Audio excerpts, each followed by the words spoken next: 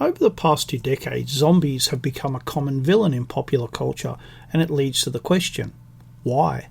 I'd like to put forward some ideas, but first I need to look at the history. The word zombie first entered the English language in 1819 in a book about Brazil, but as a word to describe the undead that comes from Haiti. Haiti is the western part of the Caribbean island of Hispaniola, a former Spanish, then French colony. It is the world's first black republic and the only country in the world that can trace its independence back to a successful slave revolt. Unfortunately, Haiti's history since independence has been just as sad as its history as a colony. One thing that it can lay claim to is its own religion, voodoo. Between 1915 and 1934, Haiti was occupied by the US Marines, and it's during this period that zombies became known outside of Haiti. A zombie was a person who had died and who was brought back to life to serve as a slave.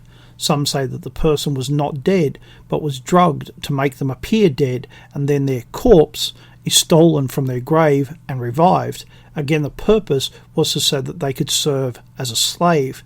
The idea that you could work hard all your life and then be denied eternal rest was greatly feared. In the 1930s, movies began to be made by Hollywood about zombies. They were the living dead.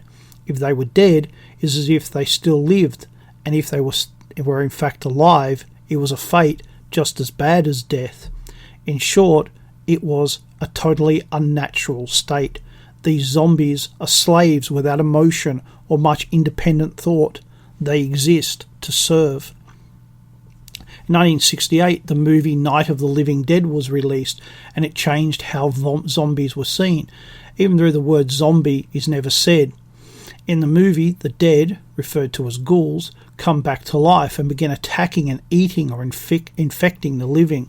Made for $114,000, it went on to make $30 million, and it was the fans who began referring to the ghouls as zombies.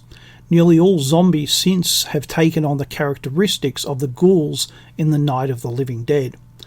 The next change didn't come until the 1990s with computer games and the rise of first-person shooters. Yes, they started in the 1980s, but they became very successful in the 1990s, and this success had its own problems. Some people complained about the violence in computer games. Some developers decided they needed something they could kill that no one could really complain about. First they tried Nazis, and then zombies, and it seemed to work. Much of the criticism stopped. How could you complain about killing something that was already dead? But here's the problem. Zombies are undead. That means that they were once alive. They were once living people. They are our ancestors. When zombies attack, they are attacking their own people. So when you kill a zombie, you're fighting against your own people, maybe even your own loved ones. And if you do not kill them, they will eat you.